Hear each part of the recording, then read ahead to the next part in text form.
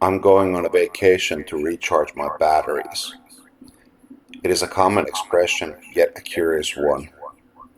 It invites us to imagine ourselves as batteries, machines powered by an external energy source. It is hardly surprising that we begin to internalize this image because many of the expectations surrounding us are framed by a mechanical logic of input and output, productivity and performance. When we identify too strongly with this battery self, our existence becomes reduced to a functional resource. We lose sight of life's uniqueness, its extraordinary adventure, and the countless connections that give it meaning. Modern society requires us to become the functional managers of our own lives. Almost every customer I meet, like so many people today, finds themselves juggling multiple responsibilities at once. Under the weight of obligations, however, it is remarkably easy to lose sight of the bigger picture. The productivity driven voice within us can be an excellent servant, but it makes a terrible master. The question, then, is whether a richer and more expansive inner landscape is possible. Wearing sunglasses. Metaphors are like sunglasses. They tint everything we see. Figuratively speaking, we continue wearing those same lenses even when we turn our attention inward. Metaphors are not merely figures of speech. They're cognitive structures that shape what becomes visible and what remains invisible. A metaphor is like the sunglasses themselves, or the lens of a camera. A frame, by contrast, is the particular color, perspective, or field of vision that emerges through that lens. This is the essence of framing. It does not simply describe reality, it creates a perspective from which certain aspects of reality come into focus while others recede into the background. A wide-angle lens, for example, reveals dimensions of a landscape that would otherwise remain unseen. In much the same way, metaphors do not merely decorate our understanding of the world, they shape it. They are ways of being in the world, opening possibility of inhabiting entirely different worlds. The resource self and the buoyant self. At times, life can feel like meaningless suffering in an endless hamster wheel. At other moments, a sense of cosmic love seems to flow effortlessly through us, filling the mind with gratitude and a profound feeling of connection. Our experience of ourselves and the world can shift as dramatically as night and day, even when our external circumstances remain exactly the same. What kinds of metaphors of the self give rise to such radically different inner landscapes? Often, the most important aspects of life are so close to us that we fail to notice them at all. The different forms of selfhood belong to this category. At the heart of the resource self lie ontological metaphors in which the self is understood as a container, a resource that must be managed, protected, and controlled. This inner reservoir or battery of the self is continually filled or depleted. We'll calculate inputs and outputs, maintain boundaries, look toward the future, Think of time as money, ourselves as machines, and life as a project to be managed. When the expectations of our environment become internalized without reflection, leaving no psychological space for contemplation or connection with our deeper selves, what takes over is what Winnicott described as the false self. In Finnish culture, this is often reflected in the image of the perfect girl, the person who succeeds by endlessly adapting to expectations. Within this metaphorical landscape, the world gradually loses its colors and becomes an expanse of ordinary gray. The buoyant self, by contrast, is grounded in an entirely different family of metaphors, ones that are easily overshadowed by the language of productivity. Here, life is a journey, a ride. The world changes and we must change with it. We're also an unfinished story, constantly rewritten. Like a piece of writing in process, our lives remain alive. Chapters move, meanings shift, and new passages are written over old ones. The buoyant self is built upon connections, in the broadest possible sense of the word. The self emerges through relationships and through the bridges that exist between people. Time flows, life flows, sometimes even wine flows. There's often a quiet experiential sense that something carries us forward, even if we cannot immediately produce evidence for it. The world becomes colorful again, and its most vivid experience an almost boundless sensory connection with life itself. We all need to function as productive resources. Modern life demands it. Yet, there must also remain room for this other, flowing dimension of being. Intuitively, people already know this. Countless individuals keep photographs of their partners, children, pets, or holidays on their desks. A single glance at such an image can transform the entire emotional landscape in an instant. It can shift the organizing metaphors of the self from battery to flow. Putting this experience into words brings something hidden into the light. It transforms what Christopher Bollas called the unthought known into something that we uh, can be consciously recognize. Once this happens, the mind discovers that it is capable of moving in other directions as well. Static and dynamic balance. When we wear tinted lenses, experience and perception become inseparable. The observer, the subject, and the observed, the object, begin to merge, challenging the very architecture of our thinking inherited from Cartesian dualism. In practice, this makes the formation of the self difficult to classify into neat categories. The self is both a process and an outcome. It continually creates itself while simultaneously begin, being the result of that very process. The dynamic and the static coexist within the same phenomenon.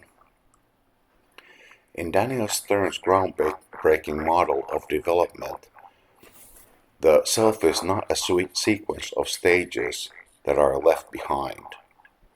Rather, it resembles a house built upon earlier foundations. every layer remains alive throughout adulthood. The earliest experience of self is the sense of an emerging self, a dynamic experience of becoming. This corresponds to what I call the dynamic buoyant self. Within a few months, an infant begins to recognize its own boundaries, developing a sense of core self. This core self introduces agency, continuity, and coherence. It is also the first expression of what I call the resource self, establishing a clear distinction between self and the world. Soon afterwards, a sense of subjective self emerges. The infant increasingly experiences itself in relation to another person, most often the mother. Development now involves both differentiation and moments of emotional merging. Later, language gives rise to the narrative self, allowing us to organize our lives into stories. Yet every story has only one beginning, and our earliest experiences continue to live within us. Balance, or homeostasis, is one of the fundamental conditions of psychological well-being. When equilibrium is disturbed, human beings naturally strive to restore it. Yet, not all forms of balance are alike. Some are essentially static, while others remain alive through continuous change. Identity depends upon continuity and validation from the external world. Without these, the landmarks of our life story begin to weaken. Dynamic balance operates differently. Negative feedback can trigger a crisis when it threatens the identity we are trying to maintain. Conversely, reconnecting with the more experiential dimensions of ourselves may also produce a period of healthy psychological upheaval. Albert Einstein once wrote to his son, "Life is like riding a bicycle. To keep your balance, you must keep moving." The challenge for customers, and indeed for all of us, is to recognize these different psychological positions, especially those parts of ourselves that have gradually faded into the background. The forms of selfhood. Let us now bring these ideas together. Imagine a simple four-quadrant model. On the left is the resource self. On the right is the buoyant self. At the top is static balance. At the bottom is dynamic balance. Static resource self. Let us begin in the upper left corner. A static resource self seeks safety, but at the cost of flexibility. It inhabits the psychological landscape of the punitive superego, where nothing ever feels good enough. This fragile equilibrium is maintained only through relentless effort. External projects gradually become internal ones, until life itself turns into a project to be managed. Within this position, people begin to objectify themselves. They come to see themselves as machines powered by an energy source, a battery that must be constantly monitored, maintained, and recharged. Control and order become the highest authorities. In Gareth Morgan's terms, the mind risks becoming a psychic prison. Stern's core self and subjective self are certainly present here, but they are maintained at a considerable psychological cost. Several characteristic patterns can emerge within this landscape. First is the inner manager. Intoxicated by the idea of self-management, this part of the personality controls, optimizes, schedules, and evaluates not only the self but often other people as well. Its inner world revolves around responsibilities, checklists, deadlines, and audits. Unlike the patterns that follow, the inner manager usually possesses reasonably clear boundaries, even if its standards are unrealistically high. The people pleaser, by contrast, struggles with boundaries. Persistent and often unfounded feelings of guilt make it difficult to say no or to tolerate disappointing others. Paradoxically, this person consistently gives more than they receive, yet continues to experience life as though permanently indebted to the world. Winnicott's false self flourishes here, adapting to external expectations while distancing the individual from their authentic inner life. The perfectionist also suffers from weakened boundaries, but primarily in relation to self. An unforgiving inner critic holds self-worth hostage. The pursuit of absolute purity, flawlessness, or moral perfection becomes psychologically paralyzing, often leading to procrastination. Nothing feels ready enough to begin. Static buoyant self. The upper right quadrant represents the static buoyant self, the traveling mind moving through life's journey. It asks timeless questions. Where do I come from? Who am I? Where am I going? Johan Hari reminds us that meaningful connections are among the strongest protections against depression. Yet this form of selfhood remains deeply ambivalent to change. It embodies a kind of psychological middle classness, the desire to change while simultaneously wishing to remain exactly the same. In reality, truly safe change rarely exists. Our, our stage in life naturally influences this tension. A grandparent may experience profound meaning through children and grandchildren, while younger adults often experience the very same openness to the future as an existential uncertainty. For many young adults, life's possibilities can feel less like freedom than responsibility. Within Stern's framework, this quadrant corresponds most closely to the narrative self. Several healthy orientations also belong here. The keeper of connections recognizes that each of us contains countless different selves. No single relationship can reveal every aspect of who we are. Yet different people bring different parts of us into being. A flourishing life gradually integrates these many selves, while playfulness keeps them alive. The explorer approaches life with curiosity rather than certainty. This part of the self understands that one does not always need to know the destination before beginning the journey. Sometimes the road itself becomes the guide.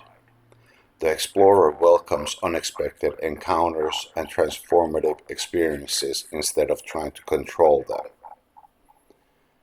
Finally, there is the one who is present. This aspect of self lives fully in the present moment, meeting the world with openness and spontaneity.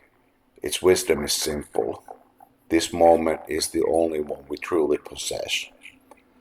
It allows the senses to remain open instead of filtering experience through constant evaluation. English word alert perhaps captures this quality better than any other. Fully awake, receptive, and completely present. Dynamic resource self. The lower left quadrant represents the dynamic resource self. Here the person struggles to perceive the resource self in a stable form, yet beneath the surface everything is in motion. The system can no longer carry the weight placed upon it.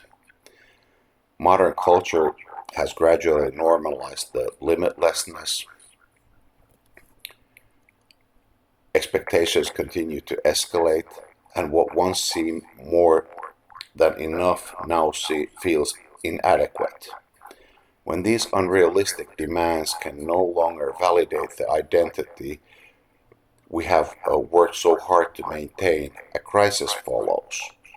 What begins as a crisis of non-response often ends in burnout. When external demands, and especially a persistent imbalance between giving and receiving, are internalized without reflection, they become personal imperatives. Body begins sending warning signals.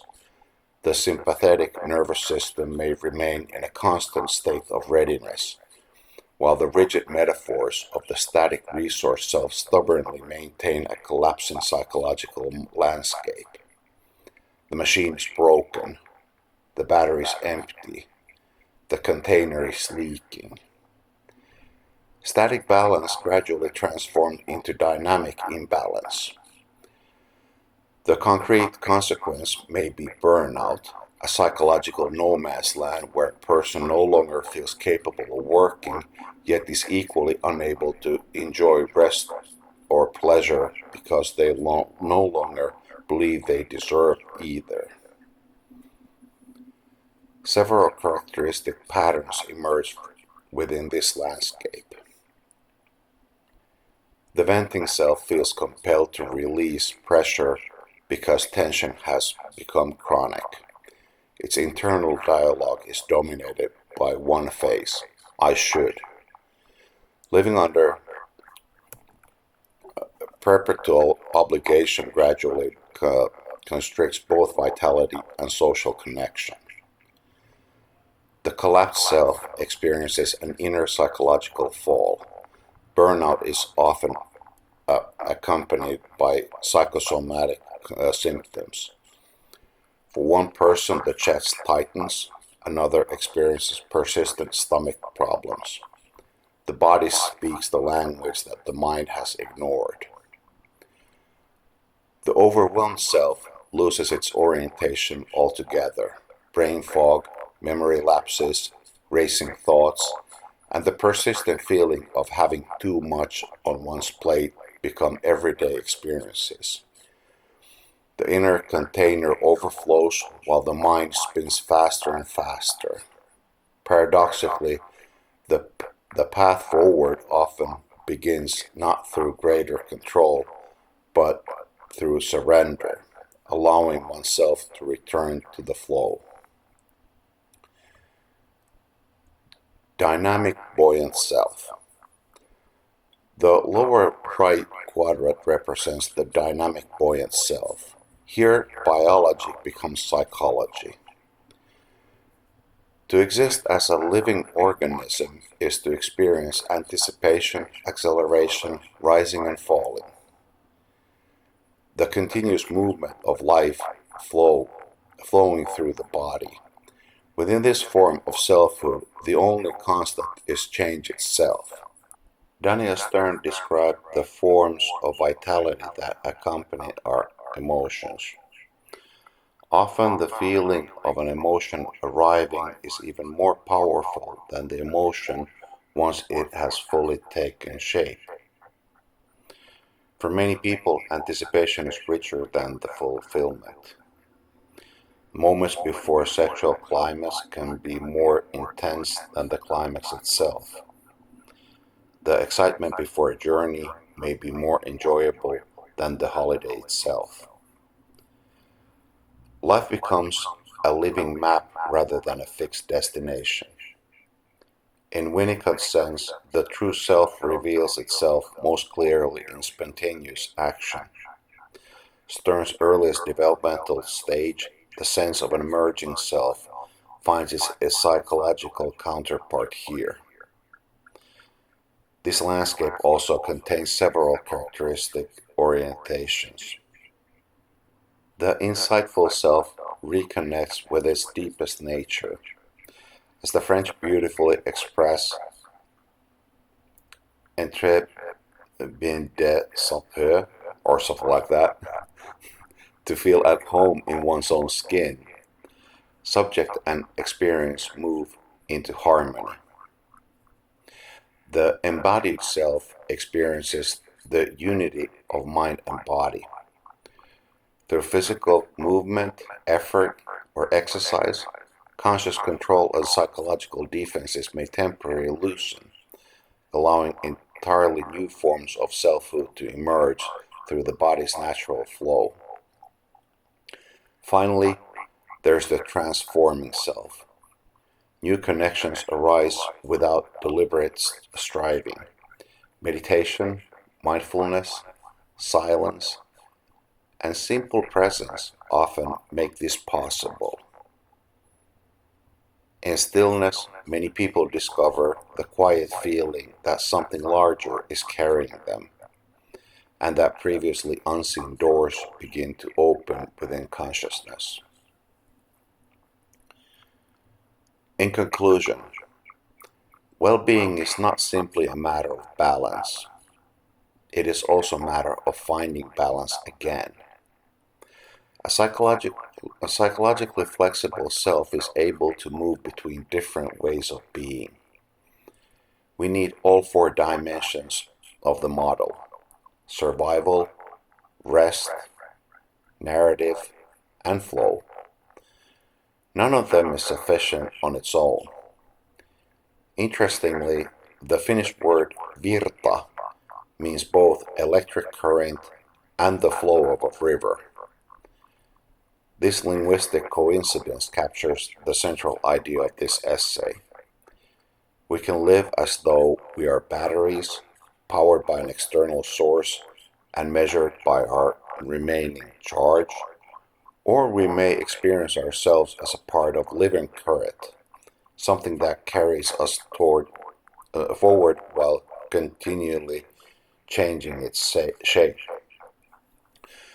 Modern life constantly asks us to become productive resources. Its demands often feel overwhelming, yet human beings possess their own quiet strengths. Large ships and oil tankers may appear powerful, but they require deep water and can easily become stranded. A small boat carved from a piece of bark, by contrast, can float through even the narrowest stream. Perhaps psychological resilience is less about becoming stronger than about becoming lighter, less like a battery that must constantly be recharged, and more like a river that never stops flowing.